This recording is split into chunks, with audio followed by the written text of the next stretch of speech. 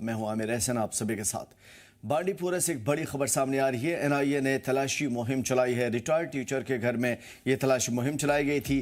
Teacher का बेटा UAPA के तहत अनलॉफुल एक्टिविटीज़ के तहत हिरासत में है। श्रीनगर में भी एनआईए के सर्च ऑपरेशन चल रहा है। नेशनल इन्वेस्टिगेशन एजेंसी यानी कि एनआईए ने बांडीपुरा के प्लान इलाके में वार्ड नंबर 4 में मोहम्मद मकबूल मीर के मकान पर तलाशी मुहिम चलाई थी। अफसरान के मुताबिक मोहम्मद मकबूल मीर एक रिटायर्ड टीचर हैं और वो मुबश्शिर मकबूल मीर उर्फ शुबू के वालिद भी हैं। इनके ऊपर यूएपीए के तहत पहले से ही इन्हें हिरासत में लिया गया है। ज़राए ने बताया कि ये कार्रवाई एनआईए की जारी हकीकत का एक हिस्सा है, यानी तहकीकात जो हो रही थी एनआईए की जानिब से यूएपीए के तहत शुबू के खिलाफ, उसी का एक हिस्सा है।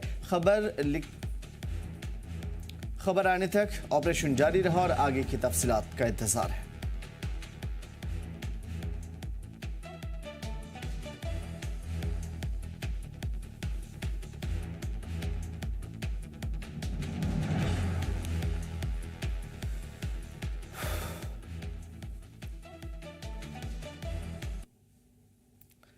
तो ये तस्वीरें हैं उस जगह की। बांडीपुरा का ये इलाका एनआईए ने तलाशी मुहिम चलाई थी। रिटायर्ड टीचर के घर में तलाशी मुहिम चलाई गई थी। यूएपीए के तहत हिरासत में लिया गया। श्रीनगर में भी एनआईए का सर्च ऑपरेशन चल रहा है और नेशनल इन्वेस्टिगेशन एजेंसी यानी एनआईए ने बांडीपुरा के प्लान इलाके में वार्ड नंबर 4 में मोहम्मद मकबूल मीर के मकान पर तलाशी मुहिम चलाई है। लेकिन आपको पहले ही बता दें कि मोहम्मद मकबूल मीर एक रिटायर्ड टीचर हैं और मुबश्शिर मकबूल उनका बेटा है, जो कि पहले से ही यूएपीए के तहत हिरासत में है और उन्हीं के घर पर यह तलाशी मुहिम चलाई गई थी। और जो जानकारी निकल कर के सामने आई है कि ऑलरेडी ये हिरासत में है और एनआईए की तहकीकात चल रही है। उसी तहकीकात के सिलसिले में, उसी सर्च के सिलसिले में ये तलाशी मुहिम थी ताकि मज़ीद जानकारी निकल कर के बाहर आ पाए।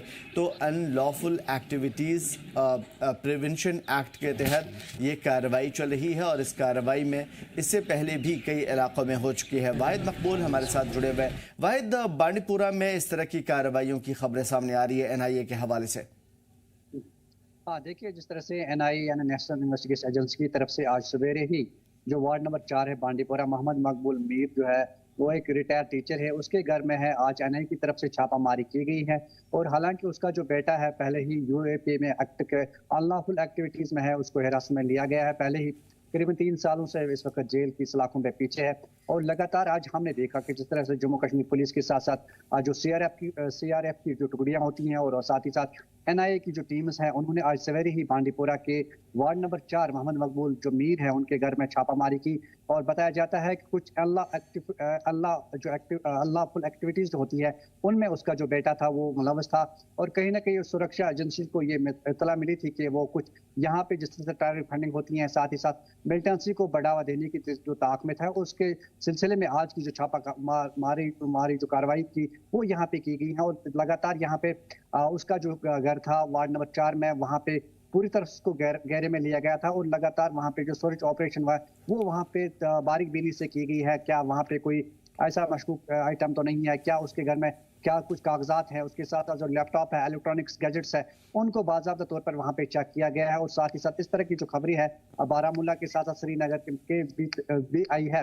और लगातार जिस तरह से एनआईए जो यहाँ पे लगातार इस तरह की जो छापामारी है वो यहाँ पे देखने को मिल रही है। जो भी यहाँ पे मिलिटेंसी गतिविधियों में शामिल होते हैं और जो यहाँ पे अपना जो नेटवर्क है बनाने की कोशिश कर रहे हैं, और साथ ही साथ सिक्योरिटी जो एजेंसीज होती है वो यहाँ पे काफी मुतहरिक होती हैं। और साथ ही साथ लगातार उनकी कोशिश यही होती है कि जो यहाँ पे इस तरह की जो गतिविधियों में शामिल होते हैं, मिलिटेंस एक्टिविटीज में होती है या अनलॉफुल एक्टिविटीज होती है या टेरर फंडिंग में मुलव्वस होते हैं, तो लगातार इस तरह की जो कार्रवाई है लगातार देखने को मिल रही है। तो फिलहाल जिस तरह से आज हमने देखा एक लंबे अरसे के बाद इस तरह की जो एनआईए की जो कार्रवाई है आज देखने बांडीपुरा को जो सवेरे ही आज हमने देखा कि यहाँ पे सीआरपीएफ जम्मू कश्मीर पुलिस और साथ साथ एनआईए की जो टुकड़ियां थी उन्होंने आज सुबह आज यहाँ पे इस तरह की जो छापामारी वो लगातार की है। और बाकायदा तौर पर जो है एनआईए की तरफ से इसमें एक प्रेस रिलीज भी जारी किया जाएगा और साथ ही साथ उसमें पूरी तरह से तफसीलात होगी वो हमारे साथ यहाँ बाकी जो इदारे होते हैं उन तक शेयर भी की जाएगी। जी बहुत शुक्रिया वाहिद, तमाम मालूमात और तमाम अपडेट के लिए। तो फिलहाल एक हिरासत में है उनका बेटा पहले से ही, और इसी सिलसिले में ये तलाशी मुहिम NIA की जानिब से चलाई गई थी। इसी कड़ी में NIA की एक और टीम ने श्रीनगर के मोस्ताबाद HMT गुरुद्वारे के पास में ज़ोहर रहीम के मकान पर रेड किया और उससे सुबह अफसरान गाड़ियों में पहुंचे और इलाके को कुछ देर के लिए घेरे में लिया। टीम ने घर की तलाशी ली और घर वालों से पूछताछ भी की, जबकि आसपास के लोग दूर से हालात देखते रहे। अभी तक NIA की तरफ से इस रेड मामले में इसके ऊपर अब तक बाकायदा कोई बयान नहीं आया है।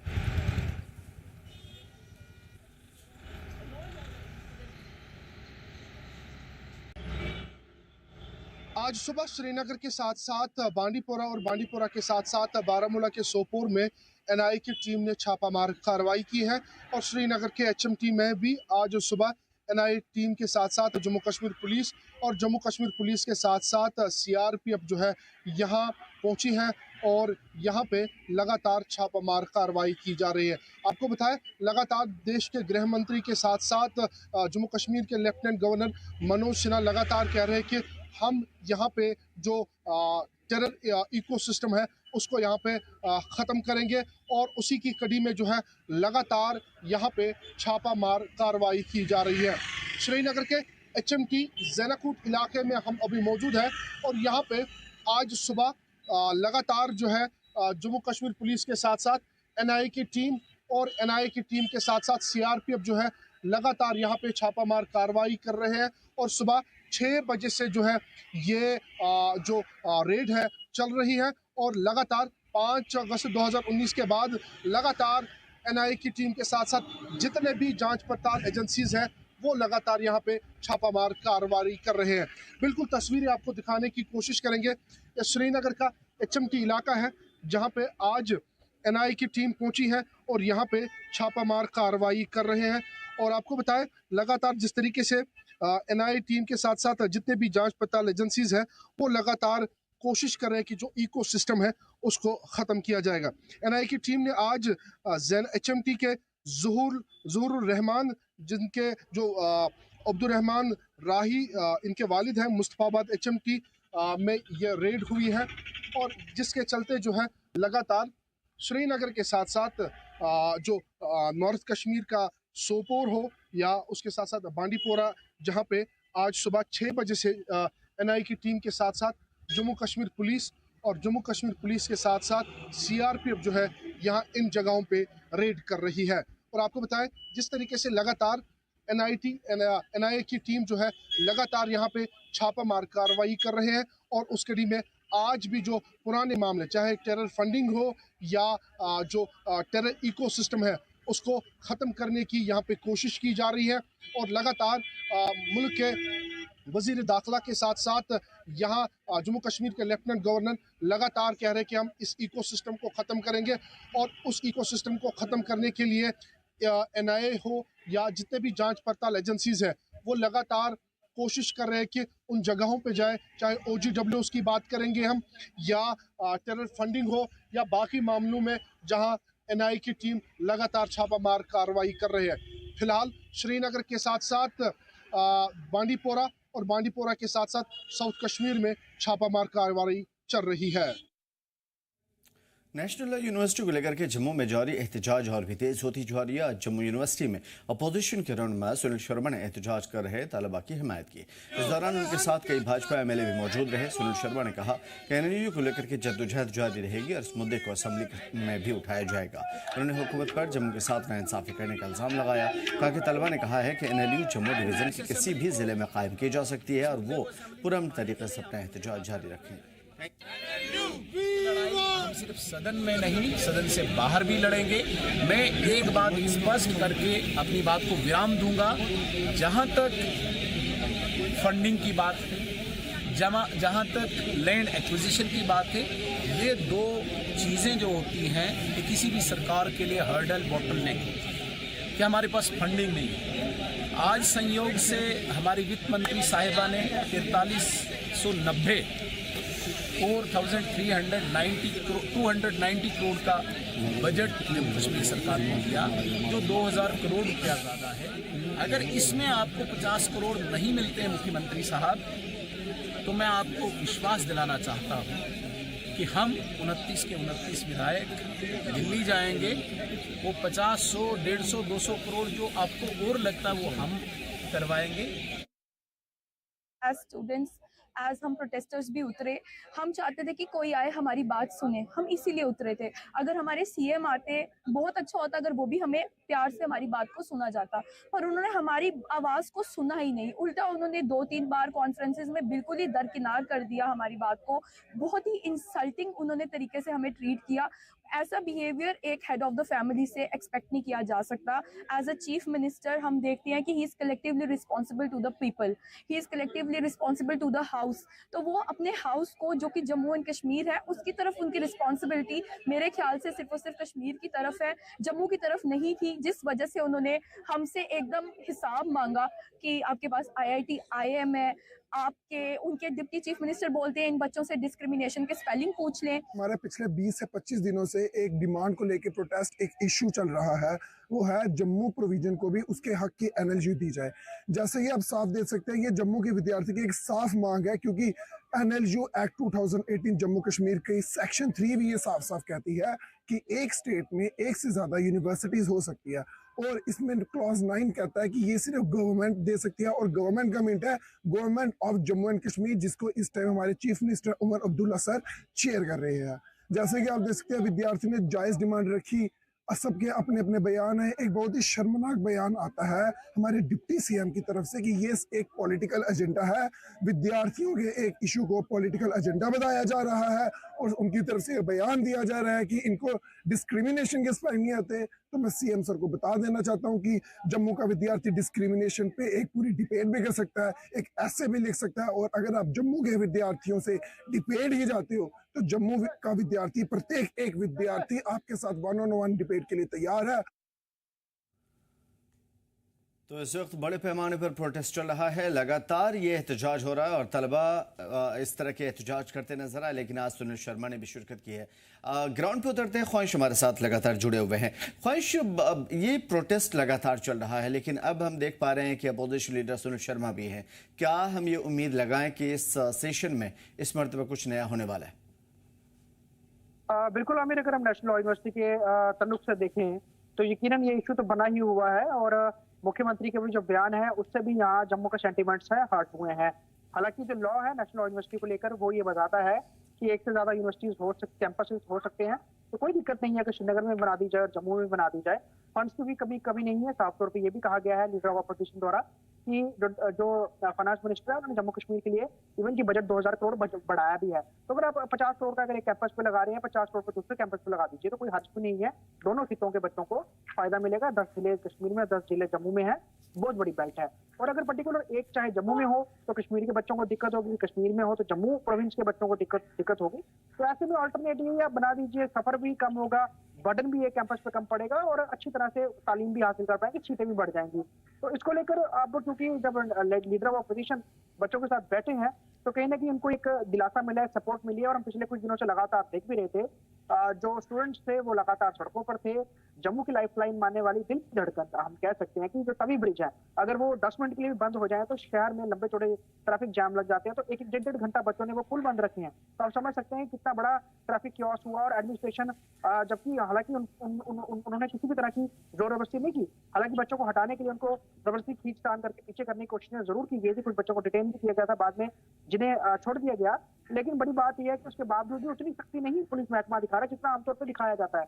लेकिन अगर हम NLU की बात करें, सबको पता है कि स्टूडेंट्स अपने हक की बात कर रहे हैं, और जम्मू एक ऐसा सूबा है जिसको अपने इंस्टीट्यूशन लेने के लिए हमेशा जद्दोजहद करनी पड़ी है।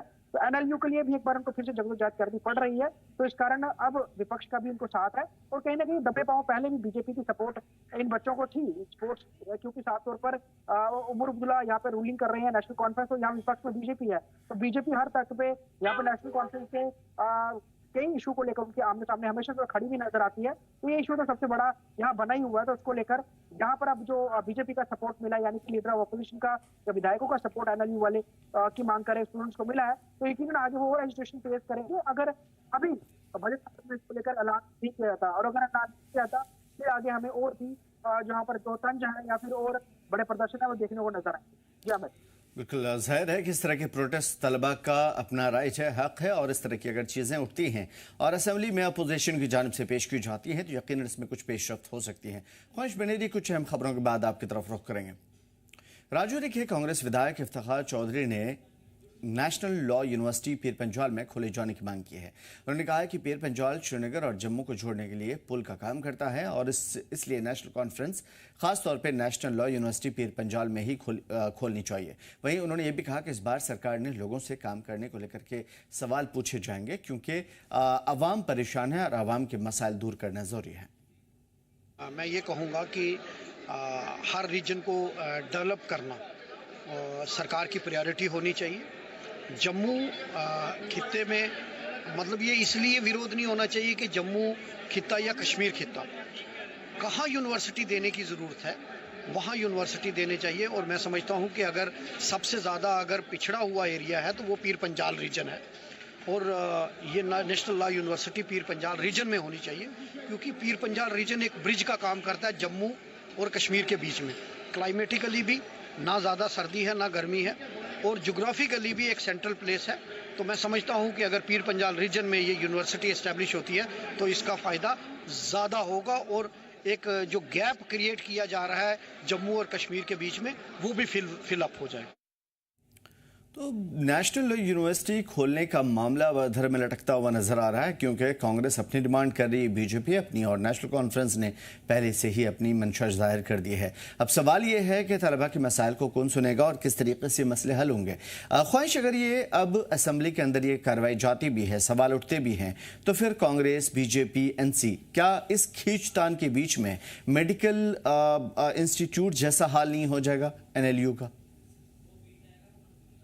बिल्कुल सही लग रहा है क्योंकि हर तरह से इसको अपने बयान आ रहे हैं और सियासीकरण करने की खूब कोशिश की जा रही है। और इफ्तिखार अहमद का ये बयान पीर पंजाल में बना दी जाए क्योंकि ये दोनों खितों को जोड़ता है। हालांकि ये ऑल्टरनेट है पीर पंजाल जो कि मुगल रोड से जो साउथ कश्मीर को जोड़ता है। हमेशा से देखा गया है कि जम्मू कश्मीर का जो पारंपरिक जो रूट है वो जम्मू, उधमपुर, रामबन, उसके अलावा बनिहाल, ये होता हुआ काजीकुंड, ये वाला रूट है और NH जो 44 है यहीं से गुजरता है। लेकिन अगर पीर पंजाल की बात करें तो पीर पंजाल एक अल्टरनेट रास्ता है। जब भी कभी NH नेशनल हाईवे बंद होता है तो पीर पंजाल अगर खुला होता है तो ट्रैफिक को वहाँ डाइवर्ट किया जाता है। हालांकि उसकी अपनी मांग है क्योंकि वो राजौरी से विधायक है तो उनका ये कहना है कि मेरे उस खिते में जो है वो नेशनल लॉ यूनिवर्सिटी बना दी जाए। कंसिडरेशन तो सिर्फ अब मुख्यमंत्री के पास यही है कि या तो वो श्रीनगर में बनाएंगे या तो जम्मू में बनाएंगे। हालांकि इसमें एक अल्टरनेट ये भी कुछ स्टूडेंट्स दे रहे हैं या फिर कुछ लोगों की तरफ से ये था कि ना जम्मू में बनाइए ना श्रीनगर में बनाइए, आप इसे सेंटर में बना दीजिए, दोनों कैपिटल सिटीज के बीच में, जहाँ पे ऑल वेदर पूरा एक वेदर रहता हो और अच्छा कैंपस बन सके, अच्छी जगह हो। तो एक ये भी अल्टरनेट दिया। लेकिन देखा गया है कि जब भी कोई बड़ी यूनिवर्सिटी जो है या फिर बड़ा कोई जो सेटअप है वो खड़ा किया गया तो उसके लिए बड़ा सिटी ही देखी गई है क्योंकि बहुत सारी चीजें होती है। एयरपोर्ट हो गए, होटल्स हो गए, उसके अलावा कॉन्फ्रेंस हॉल्स हो गए, अकोमोडेशन होगी, बच्चों को रहने कोई दिक्कत ना हो और शहर में हर चीज की जो सुविधाएं होती हैं वो अवेलेबल रहती हैं। तो ऑप्शन तो सिटीज ही रहती हैं। तो अब इसको लेकर यकीनन जो बजट सत्र है उसमें कुछ निकलता हुआ आएगा नहीं आएगा ये तो 6 तारीख को पता लगेगा। अगर इस पे कुछ नहीं निकल के आता है तो यकीनन आने वाले समय में इसको लेकर प्रदर्शन होंगे। बीजेपी जो है खुल करके इसका पक्ष लेगी तो NLU जम्मू में खुले ही खुले, लेकिन नेशनल कॉन्फ्रेंस क्योंकि उनका गढ़ कश्मीर है, श्रीनगर है, तो वो अपने वहां पे भी बनाने की मांग करेगी। लेकिन जो इसका लॉ है, नेशनल यूनिवर्सिटी का जो एक्ट है वो तो कई यूनिवर्सिटी की वो बात करता है। तो ऐसे में अगर 2 बना भी दी जाए तो कोई दिक्कत नहीं है। हालांकि अगर इस पर अगर सियासत करने की एक जगह छोड़नी है तब तो ये कहा जा सकता है कि किसी अधर में लटकेगा। बिल्कुल बड़ी बात है और यकीनन एजुकेशन इंस्टीट्यूशंस के हवाले से अगर इस तरह की चीजें होती है तो सीधा सीधा आम बच्चों का फायदा नुकसान होगा। बहुत शुक्रिया तमाम तरह अपडेट के लिए। ख्वाहिश। बारामूला के करेप्पा पार्क में बीजेपी ने बजट सेशन की स्पेशल स्क्रीनिंग का एहतमाम किया था और इसमें पार्टी कारकुनान, ताजिर, सिविल सोसाइटी के नुमाइंदे और अवाम ने शिरकत की थी। प्रोग्राम में स्टेट बीजेपी स्पोक्सपर्सन मंजूर भट्ट थे, सीनियर लीडरान MM वार और जिला सदर गुलाम हसन डार मौजूद रहे। मंजूर भट्ट ने यूनियन बजट 2026-27 का खैर मकदम करते हुए जम्मू कश्मीर के लिए मंजूर किए गए 43,290 करोड़ के एलोकेशन को तरक्की पसंद और अवाम मफाद में करार दिया, अवाम के फायदे में करार दिया। उन्होंने कहा कि इससे सड़कें, सेहत, तालीम, बिजली, पीने का पानी और शहरी इंफ्रास्ट्रक्चर मजबूत होगा, नौजवानों के लिए रोजगार के मौके बढ़ेंगे। उन्होंने record 12.2 lakh crore capital expenditure को भी अहम बताते हुए कहा कि इससे जम्मू कश्मीर कश्मीर की कनेक्टिविटी और मुआशी तरक्की तेज होगी। शुक्रिया करता हूँ, आप इस कड़ाके की ठंड में आए। आपने देखा कि जो एक जोश हमारे भारतीय जनता पार्टी के कार्यकर्ताओं का डिस्ट्रिक्ट बारामूला में, काफ़ी दूर दराज से लोग आए इस कड़ाके की ठंड में। और जो आज आप सबको पता है, जो बजट अनाउंस होने वाला था देश भर का, हमारी honourable finance minister Nirmala Sitharaman ji की तरफ से, और आपने देखा कि हम सभी भारतीय जनता पार्टी के कार्यकर्ता और यहाँ के हमारे डिस्ट्रिक्ट प्रेसिडेंट गुलाम हसन डार साहब भी हमारे साथ बैठे थे और हमने इस बजट को सुना। और जिस तरीके से हमें बजट देखने को मिला या सुनने को मिला, हम कहेंगे कि बिल्कुल एक ऐतिहासिक बजट आज पूरे देश भर को मिला है। जो कभी किसी सरकार में ऐसा बजट आज तक नहीं हुआ है जिस तरीके के साथ आज बजट निकला है। चाहे वो देश के किसी भी राज्य में रहने वाला शख्स हो, वो कहीं ना कहीं इस बजट से पीछे नहीं है। नेशनल कॉन्फ्रेंस के सीनियर लीडर और zonal secretary Reasi Udhampur range Tariq Bhatt ने यूनियन बजट पर सख्त सवाल उठाए। उन्होंने कहा कि ये बजट रिवायती है, यानी कि बस एज यूजुअल, इसमें कुछ नया नहीं है, मायनेदार नहीं दिखता। पढ़े लिखे नौजवान बेरोजगारी और नशे की तरफ जा रहे हैं, मगर इनके लिए कोई पुख्ता रोजगार पॉलिसी नहीं है। ख्वातीन सलामती के लिए, सिक्योरिटी के लिए कोई बड़ा कदम नहीं उठाया गया। जम्मू कश्मीर के लिए दिखाया गया 15% इजाफी सिर्फ पुराने वादे को दोहराया गया है। और पाकिस्तान पर बोलते हुए उन्होंने कहा कि वो पहले से ही हार मान चुका है, इसलिए भारत को उससे पूरी तरीके से नजरअंदाज कर देना चाहिए। किसी भी देश का सरकार जो होती है, वो हर साल के अंदर जो एक एस्टीमेट तैयार किया जाता है, एक प्रोग्राम ऐसा बनाया जाता है कि जिसमें वो दिखाया जाता है कि हम आने वाले साल में क्या कुछ करने वाले हैं। और बिल्कुल उस रवायत की तरह इस साल भी जो बजट पेश किया गया है, तो उसमें मेरे दिमाग और मेरी समझ के मुताबिक मुझे लगता है कि कोई नई ऐसी बात जो है उसमें नहीं नजर आती है, क्योंकि उसमें यूथ, हमारे देश का जो यूथ है, जो नौजवान बच्चे पढ़े लिखे बेरोजगार हैं, जो नशे की तरफ जा रहे हैं, बेरोजगार, काम उनको कोई है नहीं, कारोबार उनको कोई है नहीं, नौकरियां उनको मिल नहीं रही, उनकी रोजगार के लिए, उनको एडजस्ट करने के लिए कोई ऐसी पॉलिसी बजट के अंदर इन्होंने नहीं दिखाई है। और इसके साथ साथ जो हमारे देश की महिलाएं जो हैं, उनकी सहूलियत के लिए या उनकी हिफाजत के लिए कोई किसी किस्म का कोई इसमें प्रोग्राम जो है वो नहीं रखा गया है। पाकिस्तान का T20 आलमी कप 2026 में भारत के साथ मैच न खेलने पर अपने रद्द-ए-अमल का इजहार करते हुए जम्मू कश्मीर के स्पोर्ट्स मिनिस्टर सतीश शर्मा ने कहा कि पाकिस्तान की हैसियत नहीं क्रिकेट में भारत से जीते। वहीं खेल मंत्री ने पीएम मोदी और सीएम की तारीफ करते हुए कहा कि जल्द जम्मू कश्मीर का स्पोर्ट्स हर ओर अपना नाम रोशन करेगा। गौरतलब है कि पाकिस्तान ने भारत के साथ T20 आलमी कप 2026 में खेलने से इनकार कर दिया। कोई औकात नहीं मना करने की, हिंदुस्तान को मना करना चाहिए। पाकिस्तान जो गेम आपके साथ 70 साल से 75 साल से खेल रहा है, वो उसी में माहिर है। क्रिकेट में हमारा कोई सानी नहीं है। ये एक ऐसी समन्वय वाली हमारी टीम है जिसमें एक्सपीरियंस, हर धर्म, हर रीजन के लोग हैं। ये हमारी खूबसूरत, हमारी हिंदुस्तान की जो झलक है, जो हमारी डाइवर्सिटी, हमारी खूबसूरती हमारी टीम में भी झलकती है। पाकिस्तान का जिक्र करना इस ऑगस्ट हाउस में मेरे को लगता नहीं ये बेमानी होगी। तो हमें फोकस करना है, ये सदी हिंदुस्तान की है। विश्व पटल पर यशस्वी प्रधानमंत्री नरेंद्र मोदी जी और यशस्वी मुख्यमंत्री उमर अब्दुल्ला साहब की क़यादत में और सदारत में जम्मू कश्मीर आने वाले सालों में स्पोर्ट्स में बहुत तरक्की करेगा और हिंदुस्तान में टॉप 3 पर हम होने वाले हैं। बहुत बहुत शुक्रिया। फिलहाल इस बुलेटिन में इतना ही। हमें दीजिए इजाजत। देखते रहिए जी जम्मू।